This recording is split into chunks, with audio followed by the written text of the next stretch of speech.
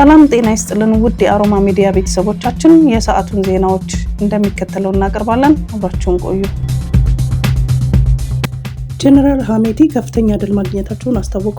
በሌተናንት ጀነራል መሐመድ ሐምዳን ደጋሎ የሚመራው የሱዳን ፈጥኖ ደራሽ ኃይል በዛሬው ዕለት ከፍተኛ ድል ማግኘቱን ገለጸ። በመግለጫው በሰሜናዊ ዳርፉር ግዛት አልፋሽር የሚገኘው ወታደራዊ ማዘዣ ጣቢያ ሙሉ በሙሉ መቆጣጠሩን አስታውቋል። ከመንግስት ወታደሮችና አጋሮች ጋር በተደረገው ውጊያ ይህን ስትራቴጂያዊ የጦር ሰፈሩን መቻሉን ያስታወቀው መግለጫውን ጨምሮ ይህ የዛሬው ድል ሁሉም ሱዳናውያን የሚሳተፉበት እንዲሁም በነጻነት በሰላምና በፍትህ የሚኖሩበት አዲስ መንግስት ለመመስረት ወሳኝ እርምጃ ነው ተብሏል። በአልፋሽር ከዚህ በኋላ የተፈናቀሉትን የመመለስና ሰብአዊ እርዳታ የማቅረብ ስራ ላይ እንደሚያተኩሩ ያስታወቀው መግለጫው ይህንን በጀነራል ሐሜቲ ከሚመራው ትይዩ መንግስት ጋር በትብብር የሚያከናውነው መሆኑን አስረድቷል። በሌላ በኩል የአልፋሽር ህዝባዊ ንቅናቄ የተሰኘው ፓርቲ ቃል አቀባይ ግን የፈጥኖ ደራሹን መግለጫ አስተባብለዋል። ቃል አቀባዩ ሲናገሩም የአልፋሽር ህዝብ መሬቱንና ክብሩን ለማስጠበቅ እየተፋለመ ነው፣ መግለጫውም በህዝቡ ላይ ጭንቀትና ሽብር ለመፍጠር የወጣ ነው ያሉ ሲሆን በአካባቢ የሚገኘው የጦር ሰፈር በቁጥጥር ስር መዋሉን ግን አምነዋል። ጦር ሰፈሩ ተያዘ ማለት የአልፋሽርን መያዝ እንደማያመለክትም አስረድተዋል። የሰላም ስምምነቱን የታይላንድ ጠቅላይ ሚኒስትር አኑቲን ቻርኒቪራኩና የካምቦዲያ አቻቸው ሁን ማኔት ተፈራርመዋል። ካምቦዲያና ታይላንድ ለዓመታት የድንበር ግጭት ላይ የቆዩ ሲሆን ባለፈው ሐምሌ ጦር ከተማዘዙ በኋላ በትራምፕ ማስጠንቀቂያ የሰበኩትን ጦር መልሰዋል። ትራምፕ ስምምነቱ የሚሊዮኖቹን ህይወት ታድጓል ሲሉ፣ ሰላምን ማምጣት ልማዴ ሆኗል ሲሉ ከተመድም ይሻላል ብለዋል። በተጨማሪም ትራምፕ የሚዋጉ ሀገራትን በንግድ ስምምነቶች ጫና በማድረግ ወደ ሰላም ማምጣት እንደሚቀጥሉም ገልጸዋል። በስምምነቱ ሀገራቱ ከባድ የጦር መሳሪያዎችን ከድንበራቸው ለማንሳትና በድንበራቸው የተዘጉ የማጭበርበሪያ ካምፖችን ለማጥፋት እንደሚሰሩ ተገልጿል። ሁለቱም ሀገራት ከስምምነቱ በኋላ የንግድ ስምምነት ከአሜሪካ ጋር ሲፈራረሙ የካምቦዲያው ጠቅላይ ሚኒስትርም ትራምፕን ለቀጣዩ ኖቤል ሽልማት እጩ አድርገው ማቅረባቸውን ከወዲሁ ገልጸዋል። ቡርኪና ፋሶ በሀገር ውስጥ በኢታዋ በተሰኘው ኩባንያ ሙሉ በሙሉ የተሰራውን የመጀመሪያ ኤሌክትሪክ መኪና በማስጀመር ታሪክ ሰርታለች። ይህ መኪና በቡርኪና ፋሶ መሐንዲሶች ታስቦና ተገንብቶ ለአፍሪካ ታላቅ የቴክኖሎጂ ምዕራፍ ሆኖ ቀርቧል። መኪናው በአንድ ጊዜ ኃይል መሙላት እስከ 330 ኪሎ ሜትር መጓዝ የሚችል ሲሆን ሙሉ በሙሉ ቻርጅ ለማድረግ ደግሞ 30 ደቂቃ ብቻ ይወስዳል። ይህ ፈጠራ በንጹህ ኃይልና ዘላቂነት ባለው መጓጓዣ ረገድ በአፍሪካ ውስጥ ትልቁ እመርታ ነው ተብሏል። የካርቦን ልቀትን በመቀነስ በነዳጅና ጥገኛ መሆንን ከመቀነሱም በላይ ሀገሪቱ እያደገ የመጣውን የቴክኖሎጂና የምህንድስና አቅም ያሳየነውም ተብሏል። እንደ መናኸሪያ ኤፍኤም ዘገባ በኢታዋ ስኬት ለቡርኪና ፋሶ የኩራት ጊዜ ከመሆኑ በላይ ለመላው አህጉር አፍሪካ ለሚገኙ ፈጣሪዎች አነቃቂ ምሳሌ ሆኗል። የኡጋንዳው ፕሬዝዳንት የኡጋንዳ ወጣቶች በድጋሚ ለምርጫ እንዲወዳደሩ እንዳሳመኗቸው ገለጹ። ከፖለቲካ ጡረታ ለመውጣት ፈልጌ ነበር፣ ነገር ግን የኡጋንዳ ወጣቶች ለፕሬዝዳንትነት እንድወዳደር ጠየቁኝ ብለዋል። ፕሬዝዳንት ዮዌሪ ሙሴቬኒ ከፖለቲካ ለመውጣት አስበው እንደነበረ ገልጸው ነገር ግን የኡጋንዳ ወጣቶች በድጋሚ ለፕሬዝዳንትነት እንዲወዳደሩ ካሳሰቧቸው በኋላ ለመቀጠል መወሰናቸውን ተናገሩ። ወጣቱ ትውልድ ሀገሪቱን በመምራት ረገድ አሁንም የሚጫወተውን ሚና እንዳለ በመግለጻቸው ነው ከስልጣን የመልቀቅ እቅዴን ዳግም እንዳጤን የተገደድኩት ብለዋል። የአሜሪካ መንግስት መዘጋት የ42 ሚሊዮን የአሜሪካውያንን የምግብ እርዳታ አደጋ ላይ ጣለ። በአሜሪካ መንግስት መዘጋት ምክንያት ከ42 ሚሊዮን በላይ ለሚሆኑ አሜሪካውያን የሚሰጠውን የምግብ እርዳታ ሊቋረጥ እንደሚችል ተዘግቧል። የአሜሪካ የግብርና ሚኒስቴር ባወጣው ማስታወሻ መሰረት አሁን ባለው የመንግስት መዘጋት ወቅት ለምግብ እርዳታ የሚውለውን የድንገተኛ ጊዜ ገንዘብ ጥቅም ላይ አይውልም። ይህ ደግሞ ከጥቅምት 1 ጀምሮ በሚሊዮኖች ለሚቆጠሩ ዜጎች የሚሰጠውን የምግብ አቅርቦት ድጋፍ አደጋ ላይ ይጥላል። ሚኒስትሩ እንዳብራራው ለድንገተኛ ጊዜ የተለመደውን ገንዘብ ለተፈጥሮ አደጋዎች የተያዘ ስለሆነ አሁን ላለው የመንግስት መዘጋት ጥቅም ላይ አይውልም። በተጨማሪም ክልሎች ወይም ግዛቶች በራሳቸው ወጪውን ቢሸፍኑም እንኳን ለወደፊት ገንዘብ ተመላሽ እንደማይደረግላቸው ዩኤስኤይድ አስጠንቅቋል።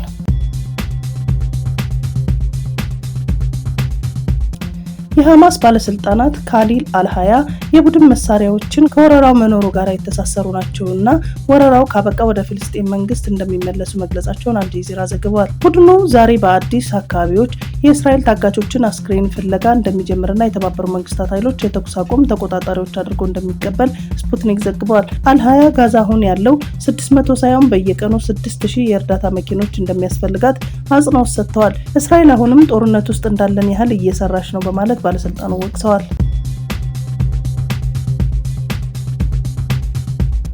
ስምረት ፓርቲ አቶ ጌታቸው ረዳ ፕሬዝዳንቱ አድርጎ መረጠ። መስራች ጉባኤው ያካሄደው የትግራይ ዲሞክራሲያዊ ስምረት ፓርቲ አቶ ጌታቸው ረዳን የፓርቲው ፕሬዝዳንት አድርጎ መርጧል። ነጋ አሰፋ ተቀዳሚ ምክትል ፕሬዝዳንት፣ ሀፍቱ ኪሮስ ምክትል ፕሬዝዳንት እንዲሁም ሰብለ አሰፋ የፓርቲው ጽህፈት ቤት ኃላፊ ሆነው ተመርጠዋል። ፓርቲው መስራች ጉባኤውን ሲያካሄድ ከፓርቲው ፕሬዝዳንትና ምክትል ፕሬዝዳንት በተጨማሪ 7 ጉዳይ ፈጻሚ ኮሚቴ አባላት እንዲሁም 31 የምክር ቤት አባላት መርጧል። ፓርቲው በቁጥጥር ኮሚሽንና ኢንስፔክሽን ሊቀመንበርና ምክትል ሊቀመንበር መርጧል። በአዋሽ ፈንታሌ አካባቢ የመሬት መንቀጥቀጥ ተከስቷል። አንድ የአዲስ አበባ ዩኒቨርሲቲ የጂኦ ፊዚክስ ህዋ ሳይንስና አስትሮኖሚ ኢንስቲትዩት በዩኒቨርሲቲው የሲስሞሎጂ ትምህርት ክፍል ኃላፊ ፕሮፌሰር አታላይ አየለ በአዋሽ ፈንታሌ አካባቢ በሬክተር ስኬል 4.8 የሆነ የመሬት መንቀጥቀጥ መከሰቱን ለፋና ዲጂታል አረጋግጠዋል። የመሬት መንቀጥቀጡ ከጠዋት 2 ሰዓት ከ24 ደቂቃ አካባቢ መከሰቱን ገልጸዋል። የተከሰተው የመሬት መንቀጥቀጥ ንዝረትም አዲስ አበባ ከተማን ጨምሮ የተለያዩ አካባቢዎች ድረስ መሰማቱን ነው የተገለጸው።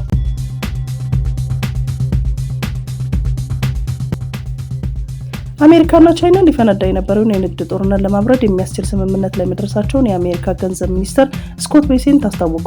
እንደ ስምምነቱ አሜሪካ በቻይና ምርቶች ላይ ልትጥል የነበረውን ከባድ የታሪፍ ጭማሪ የምታነሳ ሲሆን በምላሹ ቻይና በቁልፍ ማዕድናት ላይ የጣለችውን የውጭ ንግድ ገደብ ታራዝማለች። እንዲሁም ከፍተኛ መጠን ያለው የአሜሪካ አኩሪ አተር ትገዛለች።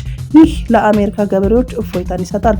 ሚኒስትሩ ስኮት ቤሴንት ከቻይናው ምክትል ጠቅላይ ሚኒስትር ጋር በኳላላምፑር ከተወያዩ በኋላ እንደተናገሩት ቻይና ሬር አርዝስ በተባሉ ወሳኝ ማዕድናት ላይ የጣለችውን የውጭ ንግድ እገዳ ለ1 ዓመት በማዘግየት ጉዳዩን በድጋሚ ታጤነዋለች። በተጨማሪም ቻይና ከአሜሪካ አርሶ አደሮች ከፍተኛ መጠን ያለው ምርት ለመግዛት ተስማምታለች። የስምምነቱ ዝርዝር ይፋ ሲሆን የአኩሪ አተር አምራች ገበሬዎችን በጣም ደስተኛ ይሆናሉ ሲሉ ቤሴንት አክለዋል።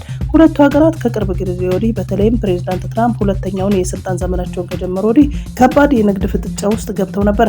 አሜሪካ በቻይና ምርቶች ላይ ቻይናም በአሜሪካ ምርቶች ላይ እስከ 100% የሚደርስ ታሪፍ በመጣል ለዓለም ኢኮኖሚ ስጋት ፈጥረው ነበር። ይህ አዲስ ስምምነት በፕሬዝዳንት ትራምፕና በቻይናው ፕሬዝዳንት ዢ ጂንፒንግ መካከል በሚደረገው የመጀመሪያ ጉባኤ ላይ ይጸድቃል ተብሎ ይጠበቃል። የሁለቱም ሀገራት ባለስልጣናት በድርድሩ ላይ የመጀመሪያ ደረጃ መግባባት ላይ መድረሱን በመግለጹ ስምምነቱ ግንኙነታቸውን ያረጋጋል የሚል እምነት እንዳላቸውም ተናግረዋል። በፈረንሳይ ሎቨር ሙዚየም ውድ የሆኑ ጌጣጌጦችን በመስረቅ የተጠረጠሩ ግለሰቦች በቁጥጥር ስር ውለዋል።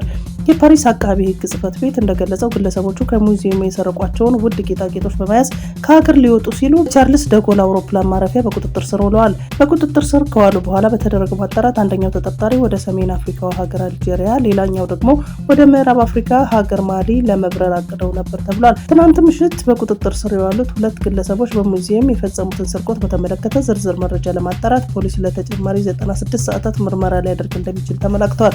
ሙዚየሙ ከቀናት በፊት ሌቦች በመሰላል በመውጣት መስተዋት በመስበር በፈጸሙ ስርቆት $102 ሚሊዮን የሚያወጡ የወርቅ ካባዎች፣ ዕንቁዎችና ወርቆችን ተሰርቀውበታል ሲል ቢቢሲ ዘግቧል። የፈረንሳይ ፍትህ ሚኒስቴር ደህንነት ካሜራና የአደጋ ጊዜ ደወሎች በጊዜያዊነት መዘጋታቸውን ሌቦች ስርቆቱን በቀላሉ እንዲፈጽሙ ማድረጉን ገልጾ ለዚህም የፈረንሳይ ደህንነት ፕሮቶኮሎችን ወቅሷል። ከሙዚየሙ ከተሰረቁ ጌጣጌጦች መካከል የናፖሊዮ ሶስተኛ ሚስት ንግስት ኢዩጂን ጌጥ እንደሚገኝበትም ተገልጿል። በማዕከላዊ ፓሪስ የሚገኘው የፈረንሳዩ ሎቨር ሙዚየም የሊዮናርዶ ዳቪንቺ ድንቅ ፈጠራ የሆነው የሞናሊዛ ስዕልን ጨምሮ ከአንደኛው እና ሁለተኛው ዓለም ጦርነት የተገኙ ውድ ጌጣጌጦችና ታሪካዊ አልባሳት መገኛ ነው።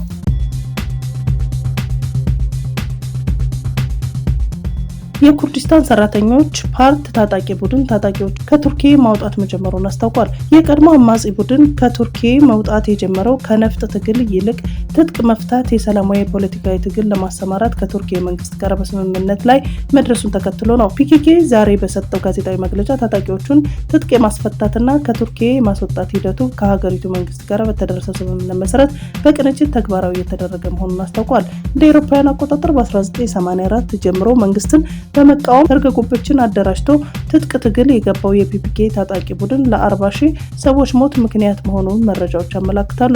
ፒኬኬ በመግለጫው ለነጻ ዲሞክራሲና በወንድማማችነት ላይ ለተመሰረተ ህይወት ሲል ሁሉንም ታጣቂዎቹን ከቱርክ ግዛት ለማስወጣት መወሰኑን ገልጾ ቡድኑ ወደ ዲሞክራሲያዊ ፓርቲ ለሚያደርገው ሽግግር የቱርክ መንግስት አስቻይ ሁኔታ እንዲፈጠርም ጠይቋል። የሀገሪቱ ገዢ ፓርቲ ኤኬ ቃል አቀባይ ኡመር ቼሊክ በበኩላቸው የታጣቂ ቡድኑ ከቱርክ የመውጣት ውሳኔ የሀገሪቱ መንግስት ከሽብር የጸዳች ቱርክን ለመፍጠር ባስቀመጠው ግብ መሰረት የተገኘ ተጨባጭ ውጤት ነው። በቀጣይ አስፈላጊው ህጋዊ ማዕቀፍ ለማበጀትም በር ይከፍታል ብለዋል። ታጣቂ ቡድኑ በእስር ላይ ባለው መሪው አብደላ ኦቻላን አማካኝነት ትጥቅ በመፍታት የሰላማዊ ትግል አማራጭን እንዲከተል የቀረበለትን ጥሪ በመቀበል ግንቦት ወር ከቱርክ መንግስት ጋር ከስምምነት ላይ ደርሶ እንደነበረ የሮይተርስ ዘገባ አስታውሷል።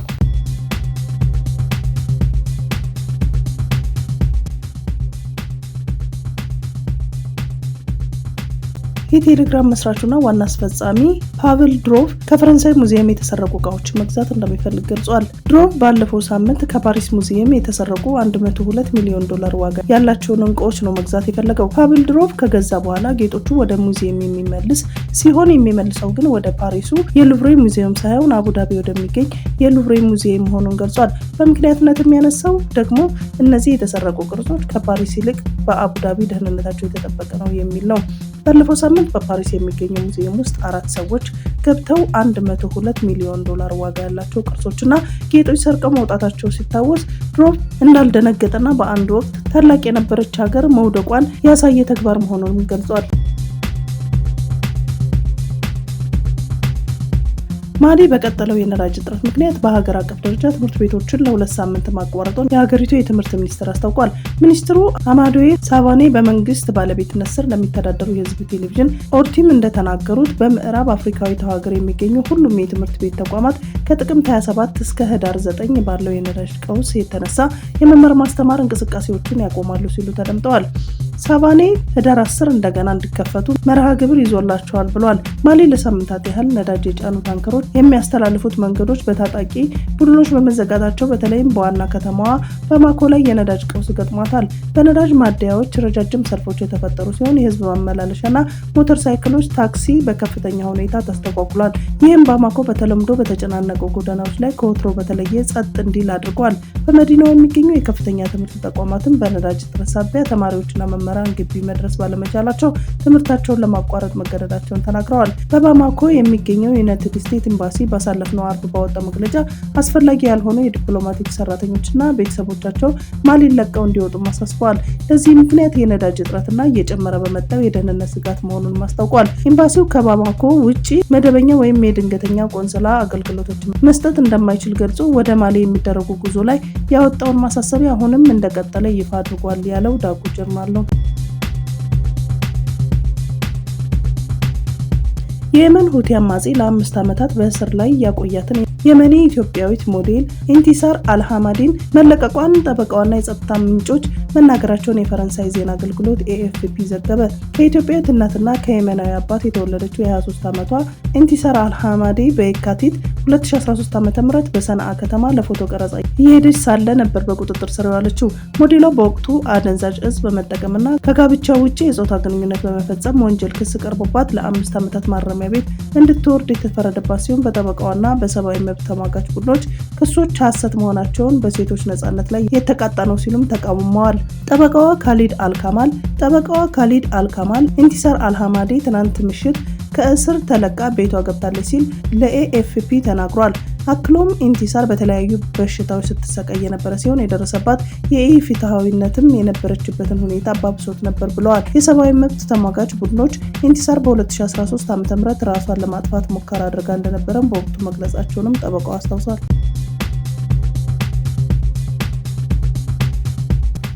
ትራምፕ በ2028 በሚደረገው ምርጫ ለምክትል ፕሬዝዳንትነት እንደማይወዳደሩ ገለጹ። የአሜሪካ ፕሬዝዳንት ዶናልድ ትራምፕ ደጋፊዎቻቸው በተጨማሪ አንድ ዙር በስልጣን ላይ እንዲቆዩ ቢፈልጉም እርሳቸው ግን ሀሳቡን ውድቅ አድርገውታል። በአሜሪካ ሕገ መንግስት መሰረት ማንኛውም ሰው 3ኛ ጊዜ በፕሬዝዳንትነት መመረጥ አይችልም። በጉዳዩ ዙሪያ ምላሽ የሰጡት ፕሬዝዳንቱ ይህንን ለማድረግ ፍቃድ አለኝ፣ ነገር ግን አላደርገውም፣ ሰዎችም ደስ የሚላቸው አይመስለኝም፣ ትክክልም አይደለም ሲሉ መልሰዋል። በሶስተኛ ዙር ስልጣን ሊወዳደሩ የሚችሉበት እድል አለ ወይ ተብለው የተጠየቁት ፕሬዚዳንት ባደርገው ደስ ይለኛል፣ ያለኝ ቁጥራዊ መረጃዎችን በጣም ምርጥ ናቸው ብለዋል። ምክትል ፕሬዚዳንት ጄዲ ቫንስ እና የውጭ ጉዳይ ሚኒስትሩ ማርኮ ሩቢዮ ለስልጣን መወዳደር የሚችሉ የተሰሉ ሰዎች ናቸው ሲሉም ተናግረዋል። ሁለቱ የሆነ ቡድን መፍጠር ቢችሉ የሚያስቆማቸው ያለ አይመስለኝም፣ ይህንን በደንብ የማምንበት ጉዳይ ነው ሲሉ ምላሽ ሰጥተዋል ሲል ሮይተርስ ዘግቧል። ሀገራችን በትራምፕ ጨለማ ውስጥ ገብታለች ሲሉ ጆ ባይደን ተናገሩ። የቀድሞ የአሜሪካ ፕሬዚዳንት ጆ ባይደን ትናንት በቦስተን ከተማ የህይወት ዘመን ሽልማት የተበረከተላቸው ሲሆን ይህንን ተከትሎ ባደረጉት ንግግር የወቅቱ ፕሬዚዳንትን ተችተዋል። ሲናገሩም አሜሪካ ከተመሰረተች ጀምሮ በዓለማችን ላይ ጠንካራ ሀሳብ የሚያመነጭ መንግስት ነበራት። ይህ ሀሳብ ደግሞ ከማንኛውም ጦር መሳሪያና ከየትኛውም አምባገነን የበለጠ ጠንካራ ኃይል እያለ ነበር ያሉት ጆ ባይደን የአሜሪካ ፕሬዚዳንት የተገደበ ስልጣን እንደነበረውም አስረድተዋል። የ82 ዓመቱ የቀድሞ ፕሬዚዳንት ንግግራቸውም ሲቀጥሉ አሁን በታሪክ ረጅሙ የሚባለው የመንግስት መዘጋት ማጋጠሙን ገልጸው ትራምፕ በዚህ የተነሳ የተፈጠረውን የፋይናንስ ክፍተት ለመሙላት በመንግስት ላይም ከዚህ ቀደም ያልነበረ አዲስ ትዕዛዝ መስጠታቸውን ጠቅሰዋል። ባይደንን ጨምሮ ወዳጆች አሁን ሀገራቸውን ጨለማ ውስጥ መግባቷን መደበቅ አልችልም፣ በትራምፕ ጨለማ ውስጥ የገባን ቢሆንም ወደ እውነተኛው ምህዋራችንን መመለሳችን አይቀርም፣ እስከዚያው በትዕግስት እንጠብቅ የሚል መልእክት አስተላልፈዋል። እንግሊዛዊ ጋዜጠኛ ሳሚ ሐምዲ በእስራኤል ላይ ትችት በመሰንዘሩ የተነሳ እስር ቤት መግባቱ ተገለጸ። የተያዘው በአሜሪካ ኢሚግሬሽን እና ጉምሩክ ግብረ ኃይል ወይንም ICE ሲሆን የተሰጠው የአሜሪካ ቪዛም እንዲሰረዝ ተደርጓል። ጋዜጠኛው ቅዳሜ ዕለት በአሜሪካ ሙስሊሙም የግንኙነት ምክር ቤት ስብሰባ ላይ ንግግር ያደረገ ሲሆን እሁድ ዕለት በፍሎሪዳ ላይ ተመሳሳይ ስብሰባ ላይ ንግግር እንዲያደርግ ፕሮግራም ተይዞለት ነበር። ይሁን እንጂ በሳን ፍራንሲስኮ አየር ማረፊያ ላይ በICE አባላት በቁጥጥር ስር ውሏል። የአሜሪካው የሀገር ውስጥ መስሪያ ቤት ቃል አቀባይ የጋዜጠኛውን መታሰር በኤክስ ገጻቸው ላይ አረጋግጠዋል። በዚህም መልእክታቸው ላይ በፕሬዚዳንት ትራምፕ አስተዳደር ሽብርተኝነትን የሚደግፉና የአሜሪካን ብሔራዊ ደህንነት ዝቅ የሚያደርጉ ሰዎች እዚህ ሀገር መስራትና መጎብኘት አይፈቀድላቸውም ካሉ በኋላ ይህ ጋዜጠኛ ቪዛው በመሰረዙ በእስር ላይ እንደሚገኝ አስታውቀዋል። በICE እስር ቤት የሚገኝ ይህ ጋዜጠኛ ወደ አገሩ እንደሚባረርም ይፋ አድርገዋል። የተኩስ አቁም እቅዳችንን በሚቀጥሉት 10 ቀናት ይፋ እናደርጋለን ሲሉ ዘለንስኪ ተናገሩ። የዩክሬኑ ፕሬዝዳንት ዘለንስኪ በሚቀጥሉት 10 ቀናት ውስጥ የተኩስ አቁም እቅዳቸውን ለማሳወቅ ማሰባቸውን አስታወቁ። ፕሬዚዳንቱ አክሲዮስ ከተሰኘው ድረገጽ ላይ ባደረጉ ቃለ ምልልስ ከፕሬዚዳንት ትራምፕ ተኩስ አቁም እንዲደረግ የሚል ምክረ ሀሳብ እንደቀረበላቸው ገልጸው ይህን በተመለከተ ከአውሮፓውያን አገሮቻቸው ጋር እየሰሩ መሆናቸውን አስረድተዋል። እቅዳቸው በአብዛኛው ሩሲያ ወደ ንግግር እንድትመጣ ጫና የሚያደርግ መሆኑን የጠቀሱ ዘለንስኪ ለዚህም ከአሜሪካ መንግስት ቶም ሃውክ ሚሳኤል ብቻ ሳይሆን ሌሎች ተመሳሳይ የጦር መሳሪያዎችን የሚጠይቅ መሆኑን አስታውቋል። ማዕቀብ በሩሲያ ላይ ትልቅ ተጽዕኖ የሚያመጣ ቢሆንም ፑቲን ወደ ተኩስ አቁም ድርድር እንዲገባ ዩክሬን ረጅም ርቀት የሚወነጨፍ ጦር መሳሪያዎችን እንደሚያስፈልጓትም አስረድተዋል። ሩሲያ ለንግግር ፈቃደኛ ባለመሆኗ ፕሬዚዳንት ትራምፕ ማዕቀብ መጣላቸውን ያወሱት ዘለንስኪ በዚህ ሩሲያ ወደ ውጭ የምትልከውን ነዳጅ በ50% መቀነሱንና በአንድ ወር $5 ሚሊዮን የምትከስር መሆኑን አስታውቋል። ይህ ግን በቂ አለመሆኑን ጠቅሰው ሌላ ዙር ማዕቀብ መደረግ እንዳለበትም ጨምረው አሳስበዋል።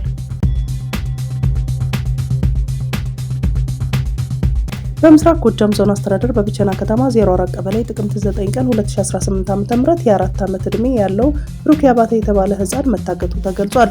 ፖሊስ ጉዳዩን በተመለከተ ባደረገው ምርመራና ክትትል የህፃኑ ቤተሰብ ቤት ተቀጥራ ትሰራ የነበረች እመቤት ተመስገን የተባለች የቤት ሰራተኛ በቁጥጥር ስር ውሎ ባደረገው ምርመራ ህፃኑን ለአጋቾች ተመሳጥራ አሳልፋ እንደሰጠች ለማሳወቅ መቻሉን ብስራት ሬዲዮ ሰምቷል። ህፃኑም ከታገተ በኋላ አጋቾች በህግ ቁጥጥር ስር የዋለችውን ሰራተኛ ጋር በመደወል ልጁን ኦሮሚያ ክልል ወስደነዋል፣ እስከ ሐሙስ 300 ሺህ ብር ካልከፈላችሁን ህፃኑን እንገለዋለን ማለታቸውን ገልጸዋል። ይሁንና በድርድር 60 ሺህ ብር እንዲከፍሏቸውም ተስማምተው አጋቾች 20 ሺህ ብር እንደተከፈላቸው ተጠቁሟል። ፖሊስ የተለያዩ የስልክ ልውውጦችን በመጠቀም ባደረገው ማጣራት ሰራተኛዋ አሳልፋ የሰጠችውን የአቶ ጥላሁን አበሻው የተባለውን ግለሰብ በቁጥጥር ስር አውሏል። በዚህም ህፃኑ የት እንደታገተ ላሳያችሁ ብሎ ለማምለጥ ሲሞክር ፖሊስ በድጋሚ ተጠርጣሪውን በቁጥጥር ስር አውሏል። በዚህ ሁኔታ ላይ እንዳለ ህፃን ብሩክ አባተ ከከተማው ውጭ ባለ የእርሻ መሬት ተገሎ ተጥሎ እንደተገኘ ተገልጿል። ተጠርጣሪዎች ለፈጸሙ ድርጊት ተመጣጣኝ ቅጣት እንዲያገኙ በትኩረት እየሰራም እንደሆነ ተገልጿል። የጅቡቲ ምክር ቤት በሀገሪቱ ህገ መንግስት ለፕሬዝዳንትነት የሚወዳደሩ እጩዎች ላይ የተጣለው የዕድሜ ገደብ እንዲነሳ የቀረበው የውሳኔ ሀሳብ በሙሉ ድምፅ አጽድቋል። ውሳኔው ፕሬዝዳንት ኢስማኤል ኡመር ጉሌህ በሚያዝያ 2018 ዓ.ም በሚካሄደው ምርጫ ለስድስተኛ የስልጣን ዘመን በድጋሚ እንዲወዳደሩ መንገድ ከፍቷል። የጅቡቲ ህገ መንግስት እድሜው ከ75 ዓመት በላይ የሆነ ግለሰብ ለፕሬዝዳንትነት መወዳደር እንደማይችል ይደነግጋል። የህገ መንግስቱ ገደብ በመጪው ሚያዝያ ይካሄዳል ተብሎ በሚጠበቀው ምርጫ የ77 ዓመቱ ጉሌህ እንዳይወዳደሩም ያግዳቸዋል። ይሁንና የዕድሜ ገደቡ እንዲነሳ የቀረበው የማሻሻያ ውሳኔ 65 አባላት ያሉበት የጅቡቲ ምክር ቤት በሙሉ ድምፅ እንዳጸደቀ አፈ ጉባኤ ዲሌታ መሐመድ ዲሌታ ለፈረንሳይ ዜና አገልግሎት ተናግረዋል። ፕሬዝዳንቱ በምክር ቤቱ ይሁንታ ያገኘውን ውሳኔ ማጽደቅ አሊያም ህዝበ ውሳኔ እንዲካሄድ መጥራት ይኖርባቸዋል።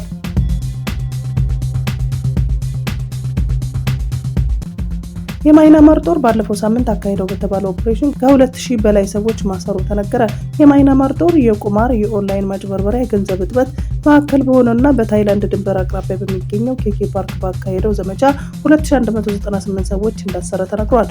በወቅቱም የኤሌክትሪክ ኃይል ተቋርጦ እንኳ ካምፕ ውስጥ ኢንተርኔት እንዳይቋረጥ ለማድረግ ጥቅም ላይ ሲውሉ የነበሩ 30 የስታርሊንክ የኢንተርኔት ሳተላይቶች ተይዘዋል። ምንም እንኳ ዜግነታቸው በይፋ ባይገለጽም ጦሩ ወንዶች ሴቶችም ካምፑን የሚጠብቁ አባላትን አስረዋል። ኬኬ ፓርክ የሚገኝበትን ካይን ስቴት የማይናማር ጦር በብሔር የተደራጁ ታጣቂዎችና የተቃዋሚ ፒፕልስ ዲፌንስ ፎርስ የሚፋለሙበት ቀጠና ነው። በሌላም በኩል አሁን ልጆቻቸው ከማይናማር ወደ ኢትዮጵያ ያልተመለሱላቸው ወላጆች ልጆቻቸውን ሰሞኑን ከፍተኛ ችግር ላይ እንደወደቁ ተናግረዋል። የኢትዮጵያ መንግስት አፋጣኝ መፍትሄ እንዲፈልግላቸውና እንዲመልሳቸው ተማጽነዋል። አሁን ልጆቻቸው ማይናማር ናቸው።